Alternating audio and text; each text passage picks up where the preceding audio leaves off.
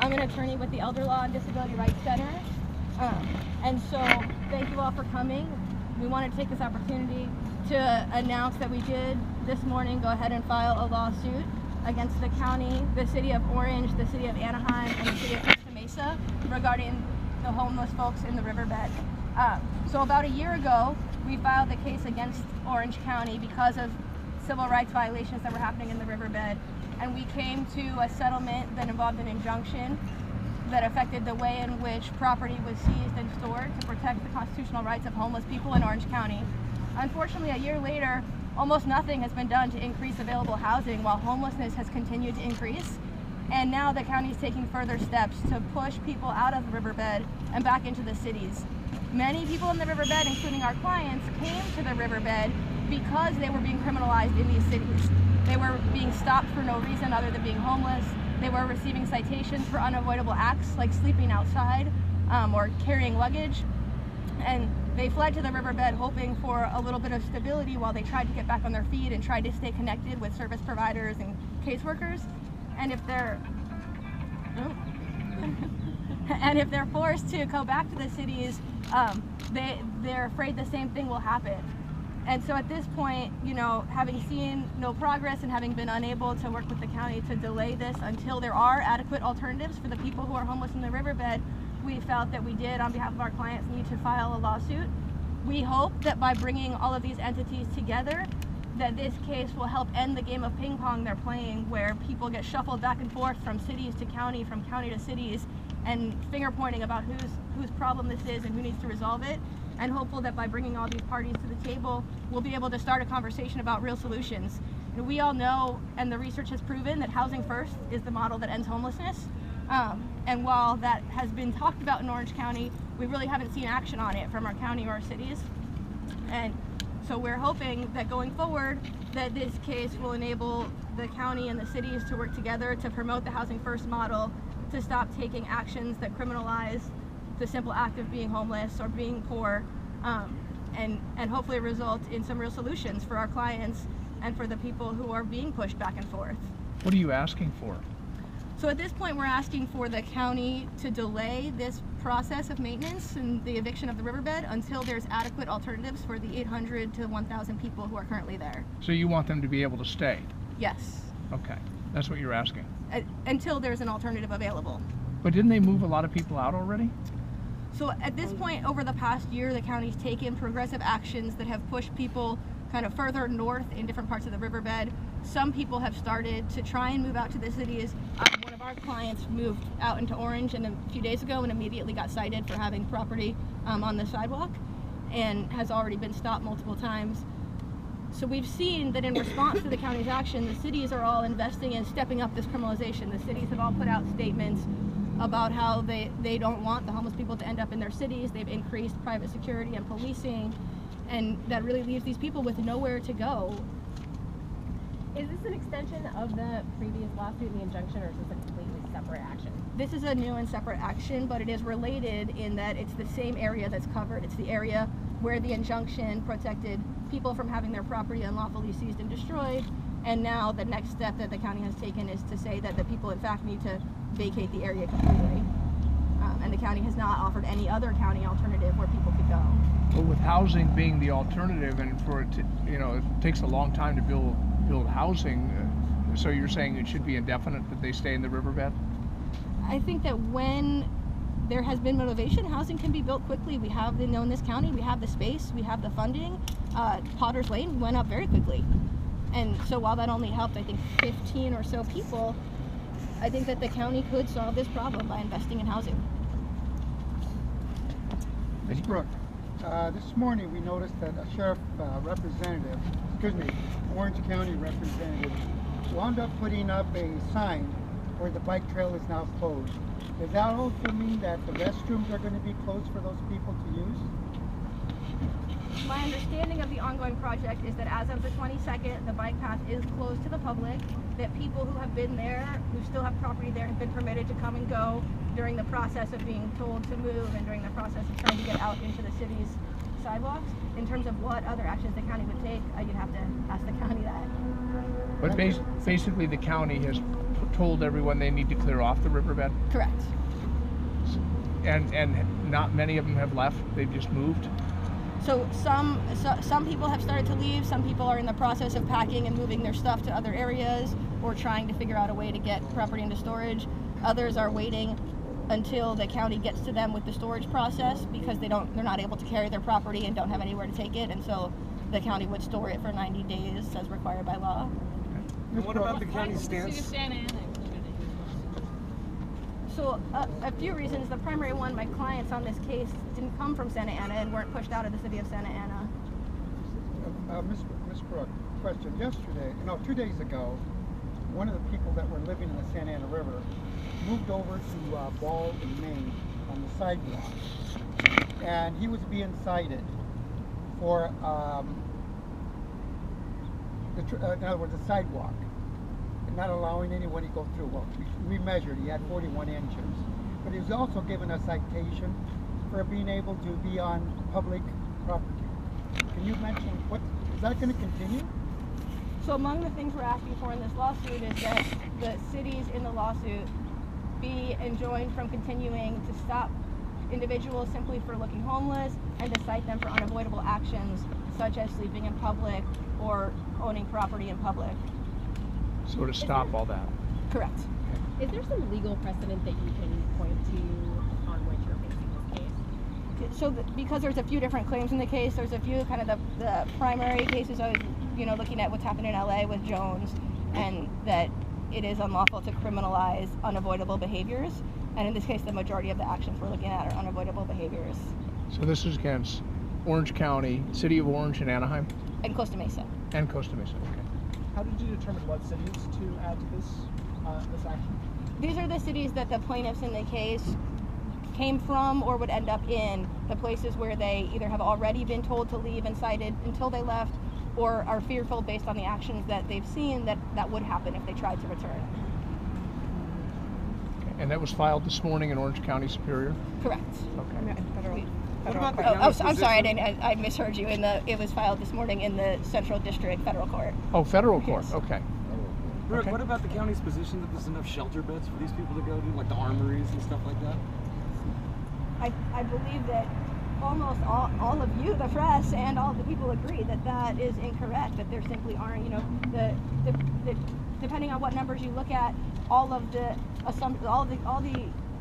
guesses about the number of people in the riverbed range from 500 to just over 1,000. At most, the county currently claims there might be 100 temporary beds available in the armories, and so that'll be gone in a few months, but it's certainly far fewer than the individuals there are.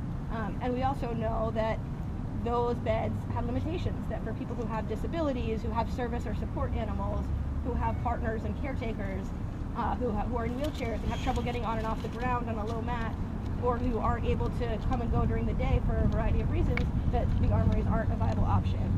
And so the other two county shelters, Bridges and the Courtyard, have both been pretty much at capacity since they were open, and generally at capacity every night. Ms. Brooke, the other day we witnessed a person that left the Santa Ana River homeless section there, and he was stopped by the Orange City police officers, and it was witnessed by a few people. And one of the things the police officer said that he could offer services to this person, this homeless person, like CityNet. CityNet, we understand, is over 200 already backlogged, and they have no places to put people's homes. So is that misinformation that the police department is being given?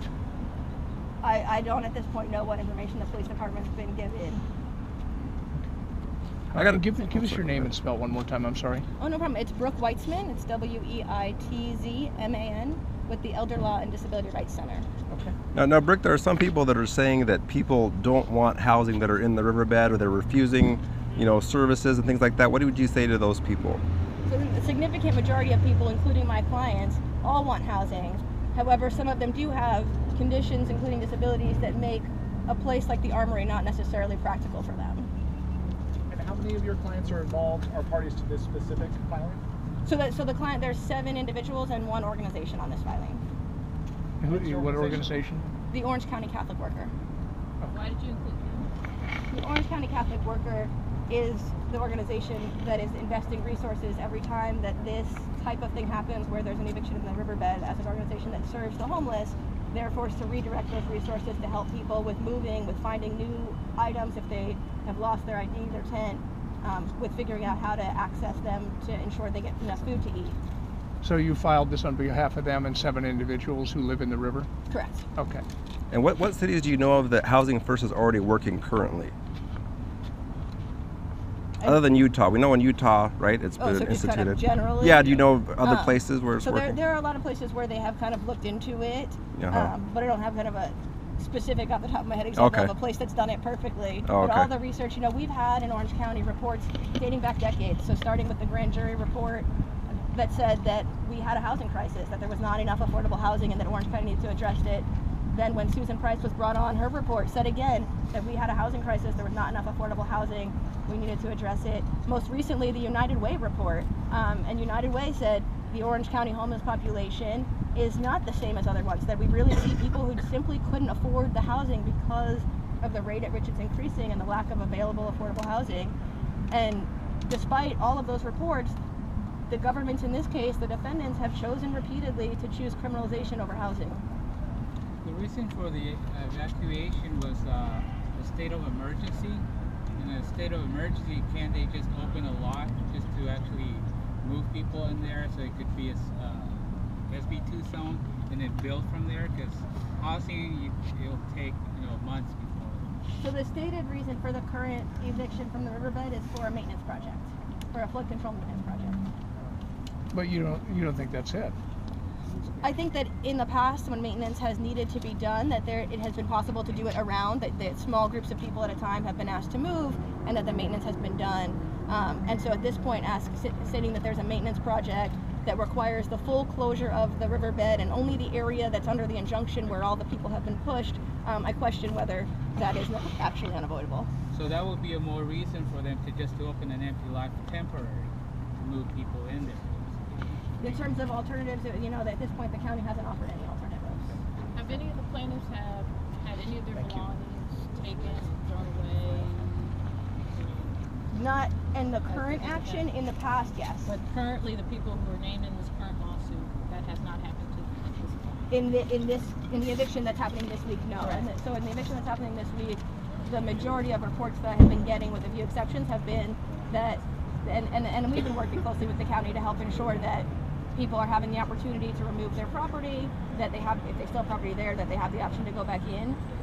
And we expect that if the county did not agree to voluntarily delay this, and if the court did not determine that it was necessary to delay this, that they would continue to work with people to allow people to remove their property and then begin the process of storage in line with the existing injunction of tagging an individual person's property with that person's name and making it accessible for reclaiming that property within 90 days.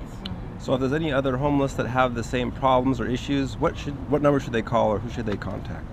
So I think the significant majority of folks out here at this point have my number or know how to reach me if there's something. Well, just so that for the video when I share it, so the people that don't know the number, can you say it real quick, or do you so they can reach my office at 714-617-5353. Okay. But do you anticipate at any point, if people aren't packing up and aren't leaving voluntarily, that the county's going to become more forceful? Yeah, the county has stated clearly that it intends to enforce the anti-trespassing laws now that this is no longer open to the public, if people are not complying with the request to voluntarily leave. And at that point, would there be some legal action you could take? Actually, we already took the legal action, right? So we filed the case, and we're But they're not confiscating people's things right now. So you're not stating that in the current lawsuit. So the anything related to property seizure is already covered by the existing injunction, and so any property seizure would have to be in line with the existing injunction in terms of notice, storage, the way in which storage is done, the procedures to reclaim property. So by filing this lawsuit, wouldn't that hold everything? we're doing now, or? So we're hopeful that, you know, we did inform the county that we have filed the case. We're hopeful that the county will choose voluntarily to postpone this action until there is a viable alternative, or at least we've had time to discuss it with the county and the cities. But if not, then we'll proceed with asking the court for a temporary restraining order, and then it will be up to the court to determine the violations that we've alleged in our complaint. Do you know how long it will take before there might be some action from the court, one way or the other? So I suspect that would be this week. Sometime this week? Yes. What about the law that waives rights to the curfews? So everything is covered in terms of people's access to come in and out of the riverbed and access their property and having no alternative of where to go.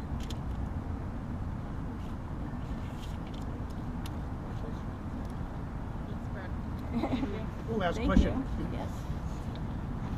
If the county and various cities surrounding the riverbed were able to produce housing, produce some kind of shelter for these folks in a reasonable period of time, would your action then be moot? If the county was able to provide adequate housing for the 800 to 1,000 people in the riverbed, or the cities, if they were able to provide some form of adequate alternative, then there would probably not be a need for people to continue to reside in the riverbed. What's adequate? That'd be a victory. It would be a victory for you. So it takes into consideration the person and their needs. So if the person has disabilities, if they have a service or support animal, if they have a partner, you know, it's not reasonable when there's a senior couple and one is the caretaker for the other to expect them to be separated when they sleep. If they have a service animal, Yes. but not everybody has their pets registered as service animals. Most of them don't. So what about if they just have a pet? Period. So in our opinion, people should not be forced to part with their pets as well. You know, I don't think you or I or most people would want to part with their pets. For a lot of people, especially who've been chronically homeless for a long time, their pets are really the only form of support that they've had when they've really been hopeless. And so to ask them to separate from that pet is a pretty traumatic request for a lot of people. So would another place like the courtyard where people can bring their pets, can come in as couples, there's accommodations for people who are disabled, would that be satisfactory? So I don't know that it would large enough for all necessarily people? work for everyone, but I think that creating more places, you know, that place opened and was filled almost immediately. So there certainly are people who find that to be a reasonable alternative for them. And if I had to guess, I would guess that if there were another one, it would also quickly fill with the thousands of homeless people in Orange County. But would that fit your definition of adequate, satisfactory alternative? For some people, it's a viable alternative. For people who have disabilities, it may not be, being in an area that's so crowded. So there are certainly, you know, some, particularly when we're working with veterans or people who have any type of mental health condition, they're often not able to be in an environment where there's no private space at all, where it's kind of wall-to-wall cots. Could you elaborate on the types of criminalization that your lawsuit is going to try to prevent by the cities? So in our lawsuit, we're requesting that the cities refrain from the behaviors that involve unreasonable stops and detentions. So stopping people simply because they appear to be homeless, asking them for their information with no probable cause or no reasonable suspicion of anything other than maybe violating the sleeping outside ordinances, as well as the anti-camping and the anti-loitering ordinances. So all of the cities and the county have ordinances that prohibit acts like loitering and sleeping, and for the people who have no alternative, they really can't avoid violating those. And so we're asking that the court find that those are not enforceable.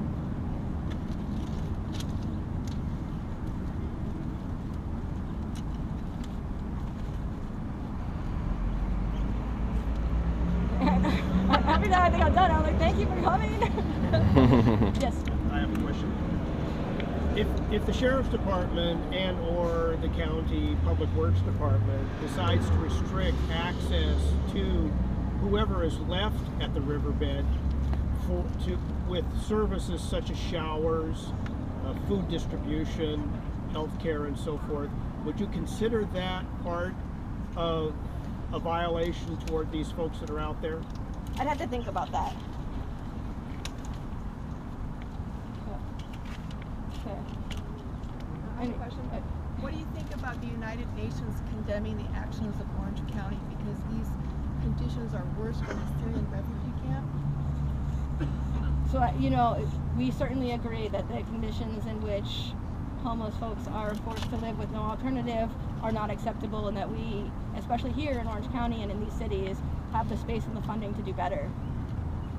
So thank you all for coming. Feel free to give me your card if you need any updates or send me any questions.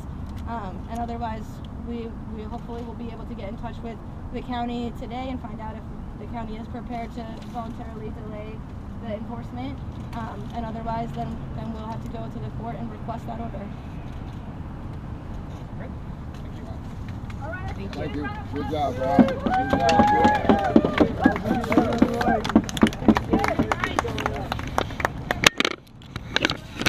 Please share this video if you can, and if you'd like, join Homeless Advocates for Christ on Facebook.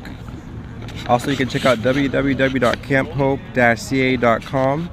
www.camphope-ca.com. That's a website regarding our Camp Hope site we've set up at the riverbed, trying to get the media to pay attention to what's happening here on the Santa Ana River Trail. So please pray for the homeless, pray for housing for those in need. Pray that the church will look out for the Lazaruses of this world, and may God bless you to seek first His kingdom always. Hope you have a great day in the Lord.